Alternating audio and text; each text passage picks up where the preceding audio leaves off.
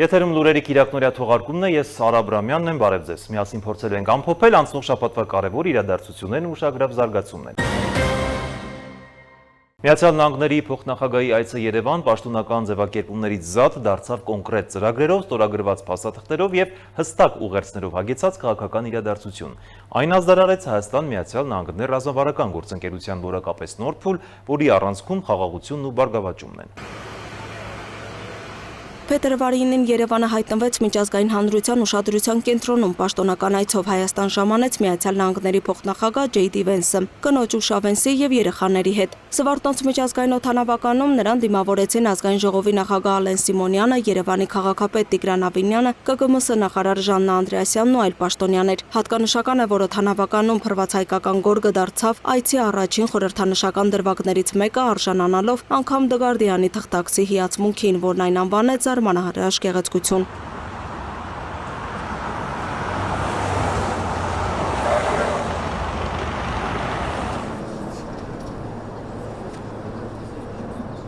Քաղաքական մեծ կշիռ ունեցող այս այցի առանցքային հատվածը մեկնարկեց Հայաստանի նախագահի նստավայրում, որտեղ Վենսին դիմավորեց վարչապետ Նիկոլ Փաշինյանը։ Այնուհետև տեղի ունեցավ Փաշինյան եւ Վենս առանձնազրույցը, որին հաջորդեցին ընդլայնված կազմով բանակցություններն ու միջուկային էներգիայի խաղաղ նպատակներով օգտագործման ոլորտում Հայաստանի Հանրապետության եւ Միացյալ Նահանգների կառավարությունների միջև գործակցության մասին համաձայնագրի բանակցությունների ավարտի վերաբերյալ համատեղ հայտարարության ստորագրումը։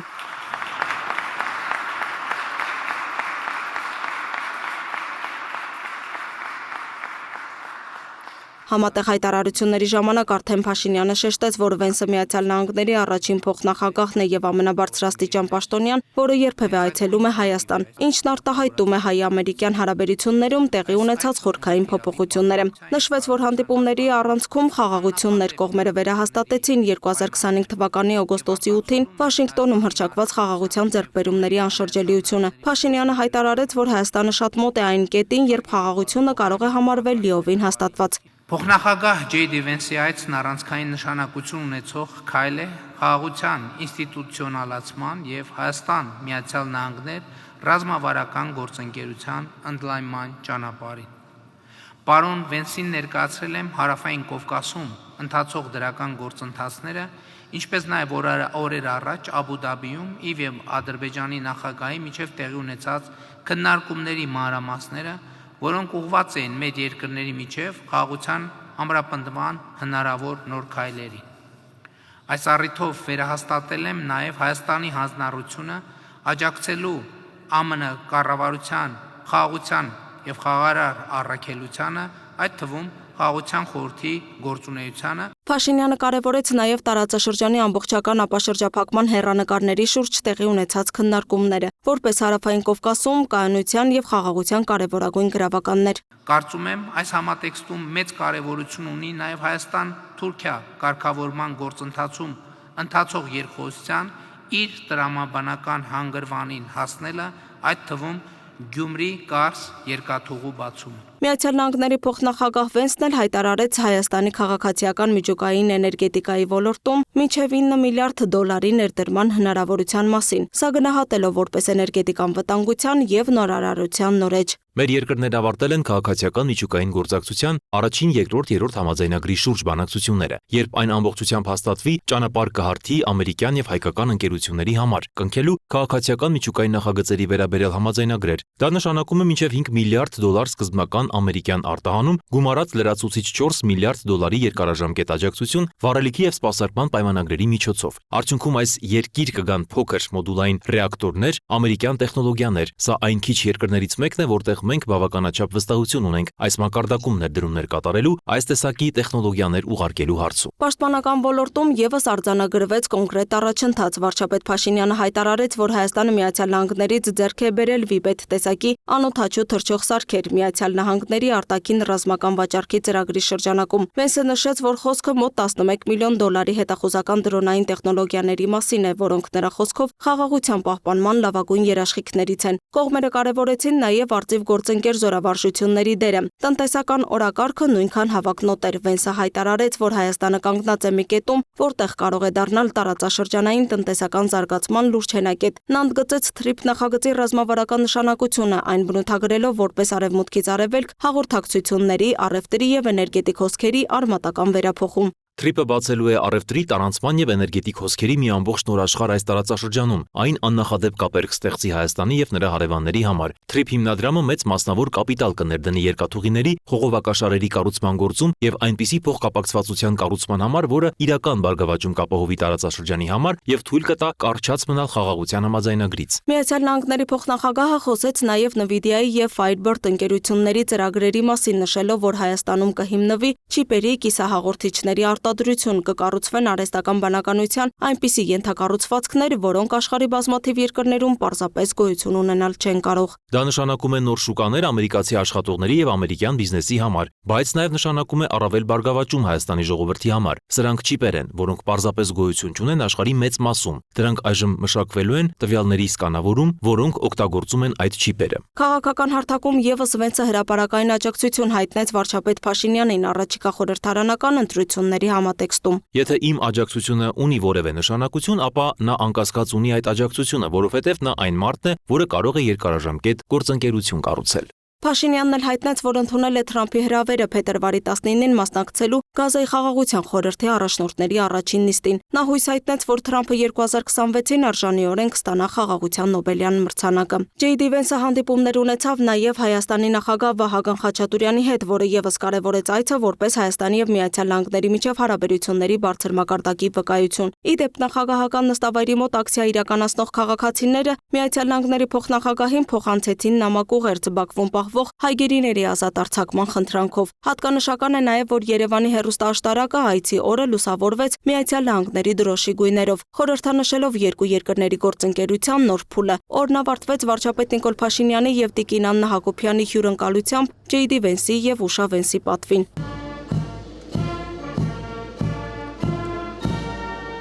Այսօր առավոտյան արդեն Միացյալ Նահանգների փոխնախագահն այցելեց Ծիծեռնակաբերդի հուշահամալիր, ծաղիկներ խոնարհեց ու գրառում կատարեց հուշամատյանում։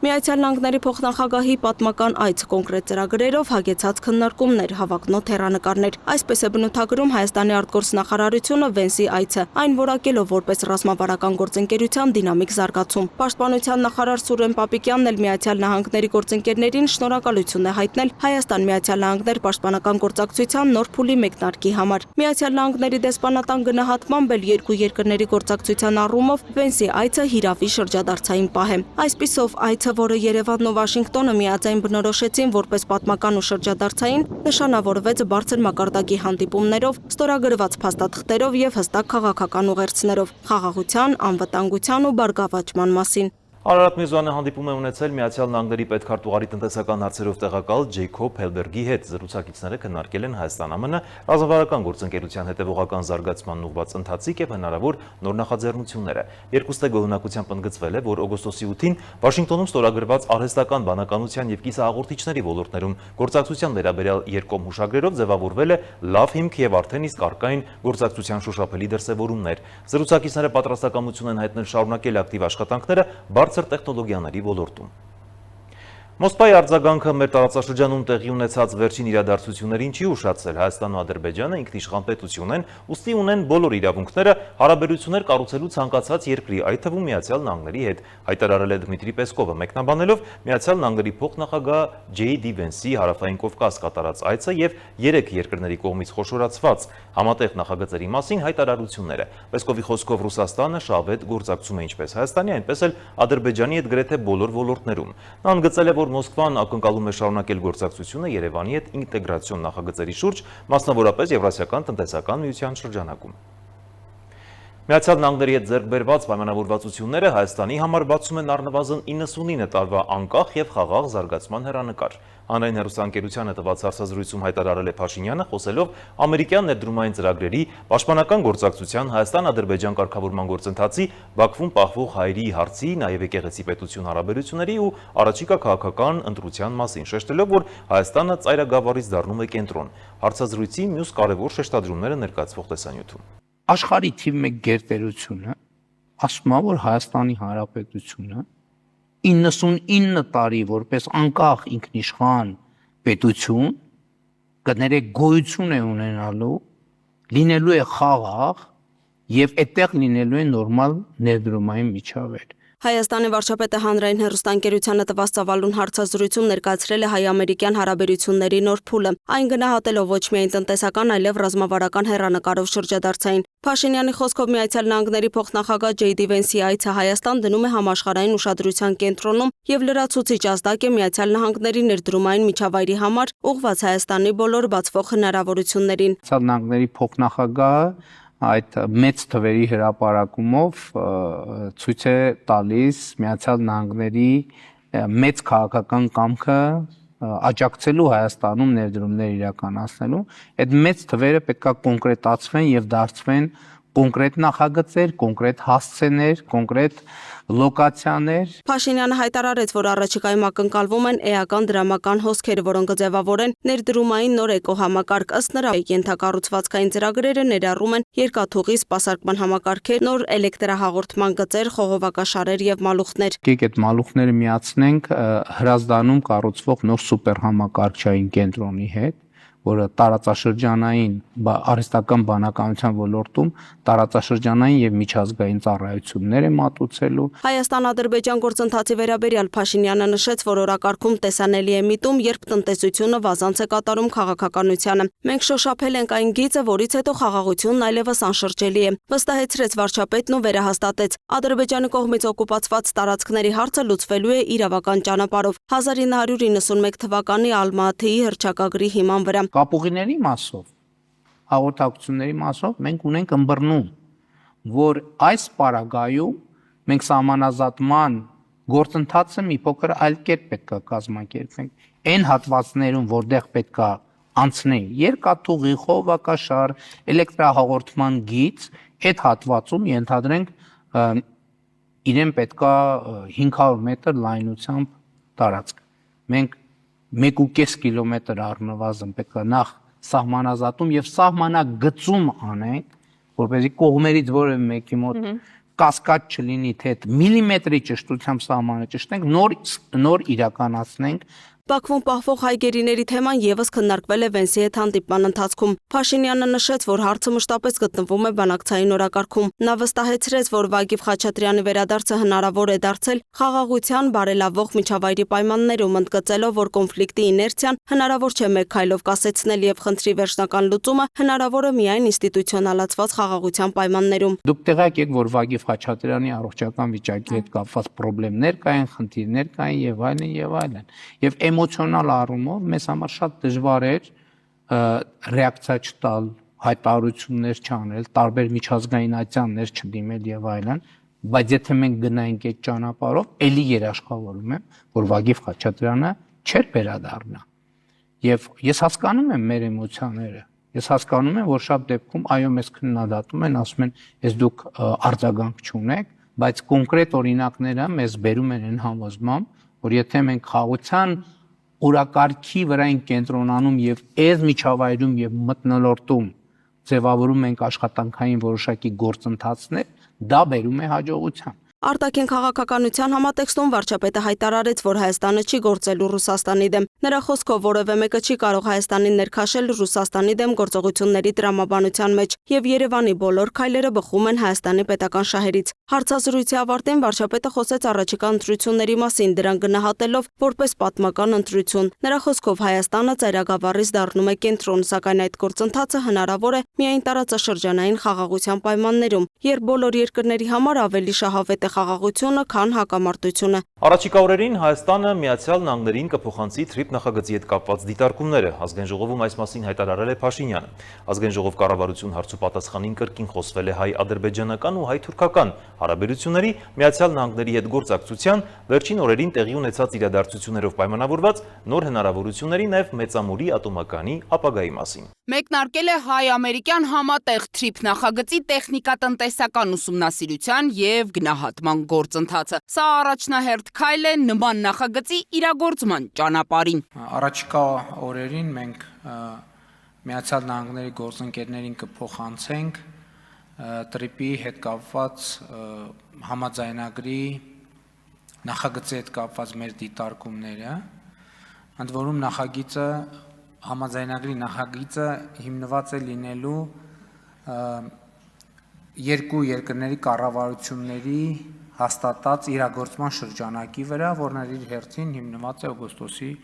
8-ի հռչակագրի վրա։ Օրենսդիր գործադիր մարմինների հարցուպատասխանի ժամանակ պատգամավոր Գեգամ Նազարյանը վարչապետից հարցրեց. արդյոք քննարկվում է նաև Իջևանը ադրբեջանական երկաթուղուն կապող հատվածի վերականգնումը եւ դրա հնարավոր տնտեսական ազդեցությունը։ Ապաշրջապակման համատեքստում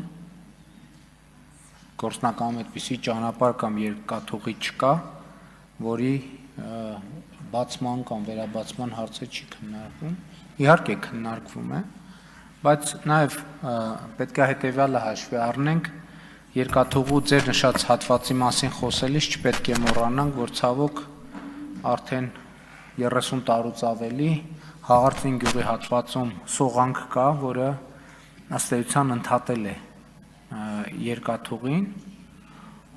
բայց դա լուծելի հարց է կախված նրանից, թե ինչպիսի հոսքեր պոտենցիալ կանցնի այդ տեղով։ Այսինքն, եթե այդ երկաթուղին բեռնվածության պոտենցիալ ի ցույց դնի եւ այսինքն շահութաբերության հեռանկար ունենա, դա կարող է տեղի ունենալ։ Փետրվարի 9-ին պաշտոնական այցով Հայաստանում գտնվող Միացյալ Նահանգների փոխնախագահ Ջեյ Դի Վենսի եւ Հայաստանի վարչապետ Նիկոլ Փաշինյանի համատեղ հայտարարությամբ ամրագրվեց հայ-ամերիկյան գործակցության խորացումը նաեւ միջուկային էներգետիկայի ոլորտում։ Ազգային ժողովի ամբիոնից անդրադառնալով այս հարցին վարչապետը նշեց. Այստեղ մենք մի քանի գործընկերների հետ ունենք երկխոսություն եւ իհարկե մենք որոշում կայացնենք այն նախագծի օգտին, որը առավելագույնս համապատասխանում է Հայաստանի շահերին։ Հայաստանը միջուկային ռեակտոր ունենալու հարցը քննարկում է Ռուսաստանի, Միացյալ Նահանգների, Ֆրանսիայի, Չինաստանի եւ Հարավային Կորեայի հետ։ Շարունակեց վարչապետն ու միաժամանակ հավելեց. այս մասին մեր բոլոր գործընկերներին թափանցիկ կերպով ասում ենք, քանզի սա ռազմավարական նշանակության որոշում է լինելու։ Կան գնահատականներ, որ միջուկային վառելիքի պաշարը ընդհանրապես այս պահին հայտնի պաշարները, իրենք 70 տարվա պաշարներ են։ Այսինքն, ինչ է սա նշանակում։ Սա նշանակում է, որ հաշվարկի կարիք ունի, թե 40 տարի հետո 1 կիլովատ-ժամ միջուկային էներգիան ինչ կարող է արժենալ, որտեղ ստեղ էլ տնտեսական նպատակահարմարության եւ ետգնման հնարավորությունների հարց կա։ Իհարկե հիմա նաև լրջորեն քննարկվում է եւ կա արդեն փորձ միջուկային վառելիքի երկրորդային հարստացման կամ երկրորդային միջուկային վառելիքը երկրորդ անգամ օգտագործած միջուկային վառելիքը երկրորդ անգամ օգտագործելու։ Իհարկե կան շատ ավելի հեռանկարային տարբերակներ, քանի որ ուրանը ինքը մեծ ծավալներով կամ պլուտոնիումը մեծ ծավալներով չի օգտագործվում, կա նաև մեծ հավանականություն, որ ի վերջո կլինի տեխնոլոգիա դրանք բերելու տիեզերքից, այսինքն այլ երկնային մարմիններից եւ այլն, բայց դրանք ստեղ խնդիրը հետեւյալն է, թե գինը ամենակարևորը, գին ինչ արժենալ։ Գործադիրի ղեկավարի խոսքով կառուցվելիք նոր ատոմակայանը պետք է ունենա տնտեսական եւ ֆինանսական լուրջ սխեմա, որպեսզի ներդրվելիք գումարը վերադառնա։ Սրան զուգահեռ կան նաեւ այնպիսի լուրջ հարցեր, որոնք մանրամասն քննարկման կարիք ունեն։ Մինչդեռ ըստ Փաշինյանի կան գործընկերներ, որոնք Հայաստանին շտապեցնում են որոշում կայացնելու հարցում։ Ամենայն հարգանքով մենք պետք է այս բոլոր նյուանսները հասկանանք, որովհետեւ եթե մենք ենթադրենք 5 միլիարդ, 4 միլիարդ, 6 միլիարդ ներդրում արեցինք ատոմակայան կառուցեցինք եւ ուրանի գինը 4 անգամ բարձրացավ, 5 անգամ բարձրացավ, 10 անգամ բարձրացավ։ Հիմա եկեք նայենք ոսկու գնի դինամիկային վերջին 10 տարում։ Իհարկե համատությունը տեղին չի եւ այդքան ուղիղ չի, բայց ենթադրենք մեկ է կարա պլուտոնիումի եւ միջուկային վառելիքի գինը կարա այդ դինամիկով սկսի աճել։ Դա ոնց է ազդելու մեր նախագծի բանի վրա, տնտեսական հետգնելիության կամ տնտեսական արդյունավետության վրա։ Նիկոլ Փաշինյանի խոսքով Հայաստանի այժմյան էներգետիկ համակարգում Մեծամորի ատոմակայանի արտադրած էլեկտրաէներգիայի սակագինը ամենաէժանն է։ Մենք հիմա գտնվում ենք Մեծամորի ատոմակայանի գործունեության ժամկետը մինչև 2036 թվականը երկարացնելու ցիկլի մեջ, որից հետո եւս մի փուլ ենթադրվում է 10 տարով եւս հնարավոր կլինի երկարացնել Մեծամորի ատոմակայանի գործունեությունը, այսինքն եղավ 2036 եւ 2046։ Այդ ընթացքում մենք պետք է կայացնենք որոշումներ։ Այս համատեքստում Փաշինյանն անդրադարձավ նաև Մեծամորի ատոմակայանը փակելու շահարկումներին։ Այն որ Մեծամորի ատոմակայանը պիտի փակվի, դա համապարփակ եւ ընդլայնված գործընկերության համաձայնագրով ստանձնել է Սերժ Սարգսյանը։ Այսինքն հիմա մենք ասում ենք, որ նոր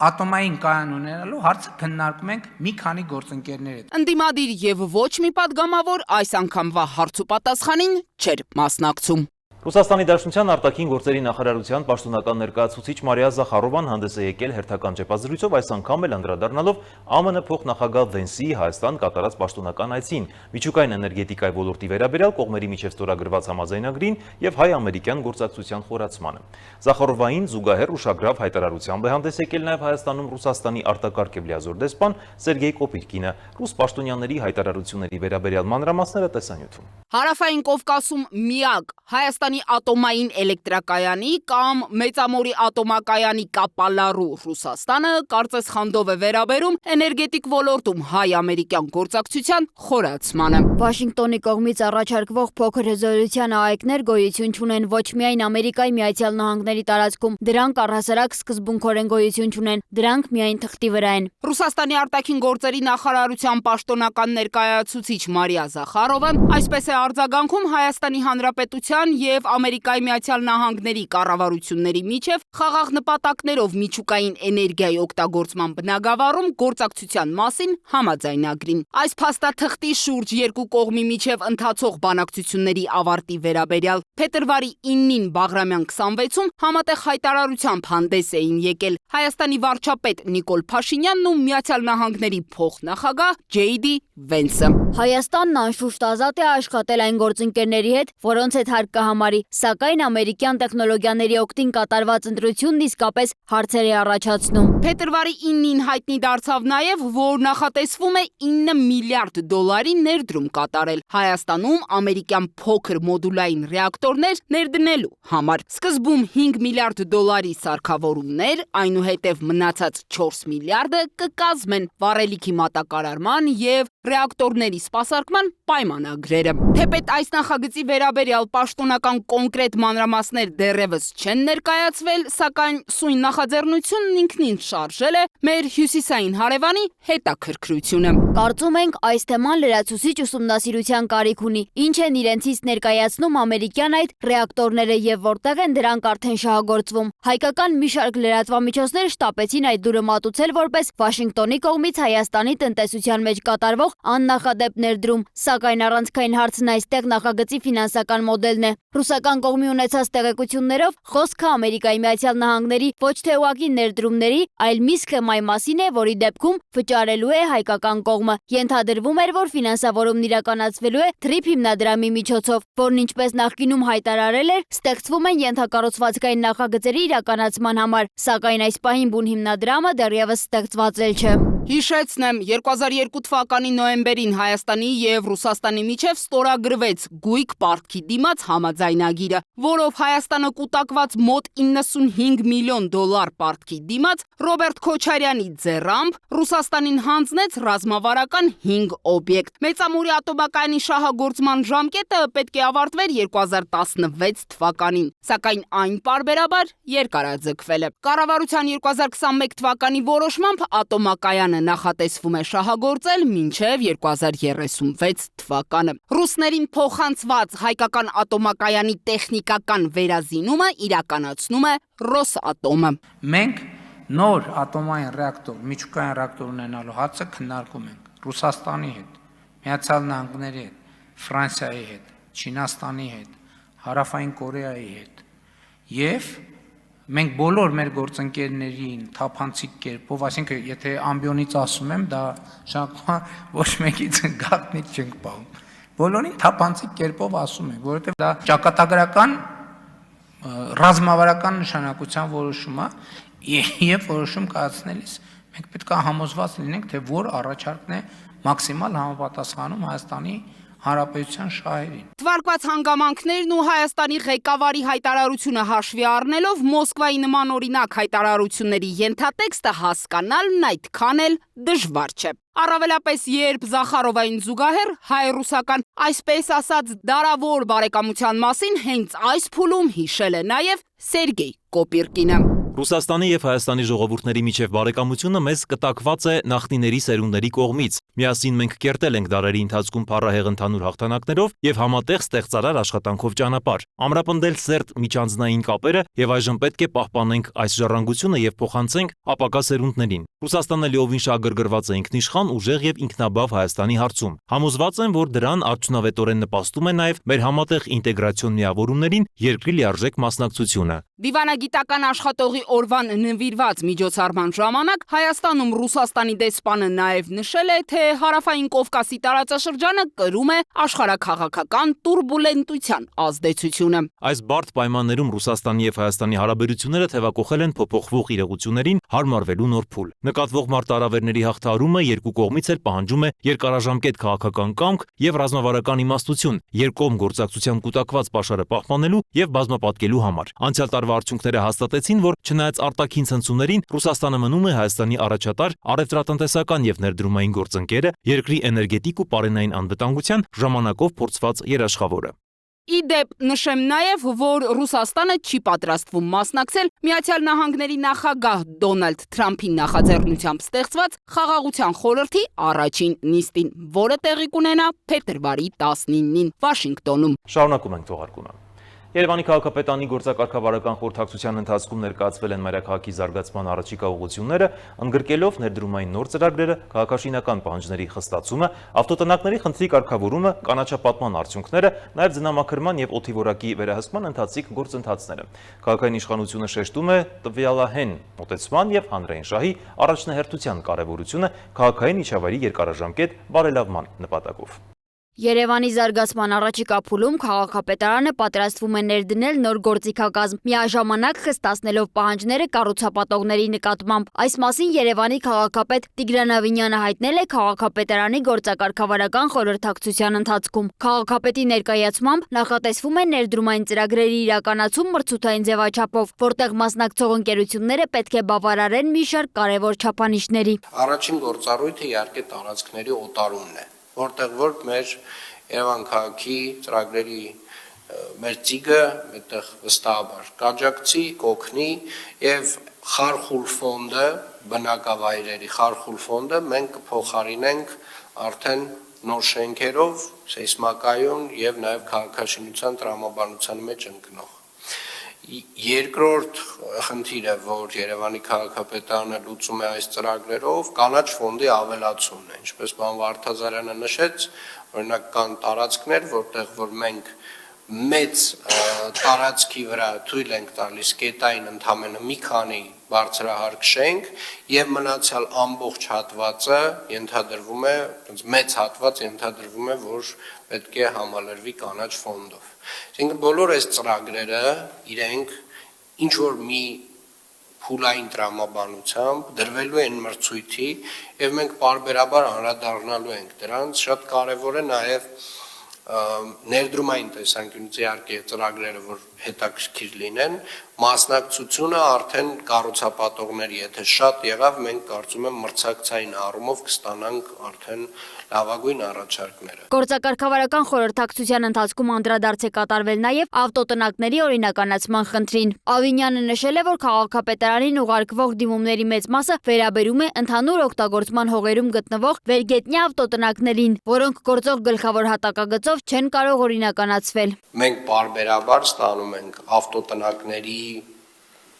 մետաղյա ավտոտնակների կամ որևէ տեսակի ավտոտնակների տակի հողի օրինականացման հայտեր, ինքնական շինությունների որոշման համաձայն եւ ստիպված ենք լինում մերժել այդ հայտերը, քանի որ դրանք մեծամասամբ գտնվում են ընդհանուր օգտագործման հողերի վրա։ Մեր գլխավոր հատակագծով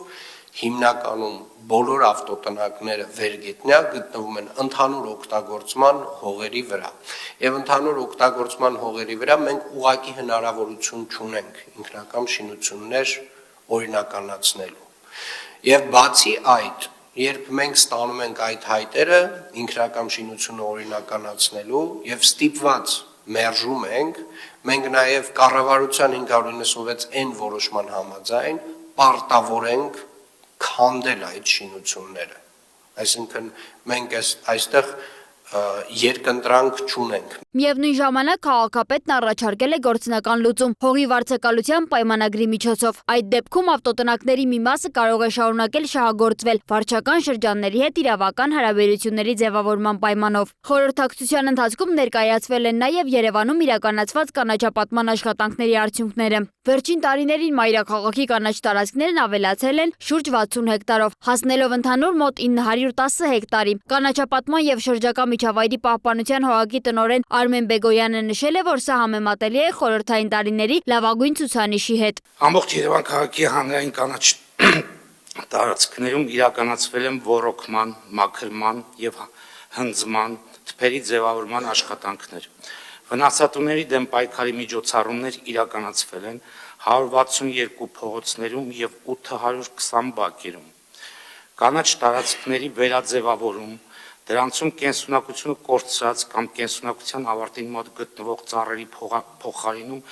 իրականացվել է 5 փողոցներում։ Ընդհանուր առմամբ հատվել է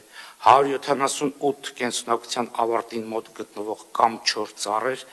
որոնց փոխարեն տնկվել է 267 ծառ։ Նա նաև հավելել է, որ այն հատվածներում, որտեղ կառուցապատման պատճառով հնարավոր չի եղել վերականգնել նախկին կանաչ գոտիները, իրականացվել է փոխհատուցում այլ վայրերում կանաչապատման միջոցով։ Ավինյանն էլ նշել է, որ վերջին 3.5 տարվա ընթացքում ձևավորված կանաչ ֆոնդի ծավալը գերազանցում է դրան նախորդած 2 տասնամյակների ընթացքում ստեղծված կանաչ տարածքները, իսկ առաջիկայում քաղաքապետարանը նպատակ ունի այդ ցուցանիշն էլ ավելի մեծացնել։ Նիստում քննարկվել է նաև ձնամաքրման աշխատանքների հետևանքով առաջացած խնդիրների վերացումը։ Ձմռան ընթացքում օգտագործված շուրջ 12000 խորանարդ մետր աղի եւ ավազի խառնուրդները լուրջ ազդեցություն են ունեցել ճանապարհների վիճակի վրա։ Արդեն մեկնարկել են մաքրման աշխատանքները, որոնք նախատեսվում է ավարտել մոտ 15 օրվա ընթացքում։ Զուգահեռաբար իրականացվում են փոսալցման աշխատանքներ ամբողջ քաղաքով 1/1 ինտենսիվ ռեժիմով։ Հաշվի առնելով, որ այս տարի մեծ ծավալի աղ ենք օգտագործել, նաեւ դա բերել է իր խնդիրները ճանապարհների հետ կապված եւ մենք ունենք մեծ ծավալի փոսալցման աշխատանքներ, պարոն Թևոսյան, խնդրեմ դուք ներկայացնեք ինչ է այս պահին արվում այս եղանակային պայմաններում։ Պարոն քաղաքապետ, այս պահին արդեն 4 անգամ տեղային լուծում ենք փորձել տալ քաղաքում եւ շաբաթ-կիրակի օրերին կսկսենք բուն փոսալցման աշխատանքները։ Նիստում անդրադարձ է եղել նաև օդի որակի մշտադիտարկման արդյունքներին։ Օդի չափման սարքերից ստացած տվյալները թույլ են տվել արձանագրել սեզոնային փոփոխություն, հատկապես նոյեմբերից մարտ ընկած ժամանակահատվածում։ Կարևոր է մարդածին գործոնների ազդեցության հստակ տարանջատումը, ապագա քաղաքականության մշակման համար։ Քաղաքապետի խոսքով օդի աղտոտվածության խնդիրը տարիներով կուտակված մարտահրավեր է եւ դրա լուծումը հնարավոր է միայն տվյալահեն, թափանցիկ եւ հանրության հետ բաց հաղորդակցման քաղաքականության միջոցով։ Սոնա Գիշյան, Free News, Ազատ լուրեր։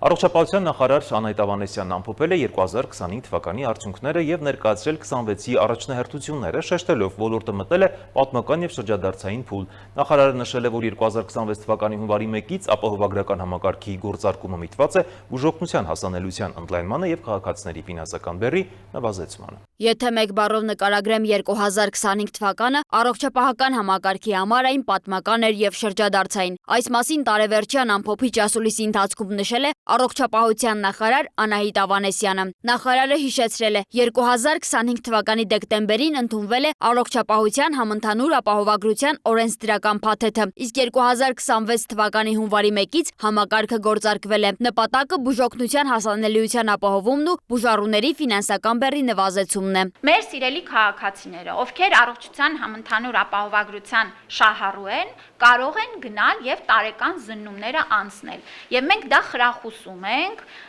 եւ պիտի ասեմ, որ գալու է մի օր, որ դա դառնալու է պարտադիր։ Մենք շատ նաեւ քայլեր ենք անում, որպիսի տարեկան զննումը անցնելու հարմարավետությունն էլ ապահովենք եւ առաջիկայում նաեւ Արմեդում գործիքները կբացվեն, հիմա փորձարկման ընթացքում ենք, որ կլինի օնլայն տարեկան զննման հարցաշար, անձը կլրացնի այդ հարցերը, կհաշվարկվի նրա հիվանդացության ռիսկի ուղղությունները եւ արդեն շատ ավելի սպეციფიկ հետազոտությունների եւ հետագա քայլերի խորհրդատվություն կստանա։ Միաժամանակ նախարարն արձագանքել է նաև դժգոհություններին, նշելով, որ ստացվող հաղորդագրությունների մեծ մասը շնորհակալական է, իսկ դիտարկումներն ու առաջարկները համակարգի բնական զարգացման մաս են։ 2025 թվականին շարունակվել են ներդրումները բուժհաստատությունների վերազինման եւ արդիականացման ուղղությամբ։ Ըստ Ավանեսյանի, կառավարության ծրագրով նախատեսված առնվազն 50 արդիականացված բժշկական կազմակերպություն ունենալու խոստումն ամփոփվելու է 2026 թվականին, իսկ 2025 թվականին եղել են թե նոր կենտրոնների շահագործում, թե վերանորոգումներ եւ հագեցումներ։ Գորիսի օրինակով մենք պիտի մտածենք բժշկական կենտրոնի ընդլայնման մասին եւ նախագծեցինք ուրեմն տիպարային պոլիկլինիկայի մինչեւ 25000 եւ մինչեւ 50000 սպասարկման համար շատ ժամանակակից նախագիծ եւ այս առաջիկայում այս նախագծերն էլ արդեն կսկսենք իրագործել։ Նախարարը հայտնել է, որ 2025 թվականին մեկնարկել է ամբուլատոր օղակի շինարարական ծրագիրը, որի առաջին փուլում 29 ամբուլատորիաների կառուցումը տարբեր փուլում է։ 2026 թվականի երկրորդ եռամսյակից նախատեսվում է առաջինների շահագործումը։ Ավանեսյանն անդրադարձել է նաև հակաքաղցկեղային դեղի հնարավոր կեղծման վերաբերյալ ահազանգերին, նշելով, տեսչական մարմնի հետ իրականացվում են օրենքով սահմանված գործողություններ, իսկ դեղերի հետ կանչի մեխանիզմը համակարգի բնական աշխատանքն է։ Եթե մտահոգության կամ լրացուցիչ իրազեկման կարիք լինի, վստահ եղեք, որ մենք դա կիրականացնենք։ Մենք նաև հատ առ հատ աշխատում ենք այն կենտրոնների հետ, ովքեր որ որևէ խմբաքանյակի մասով կան ահազանգեր, ուզում եմ ասել, որ առանց ավելորդ անհանգստություն պատճառելու,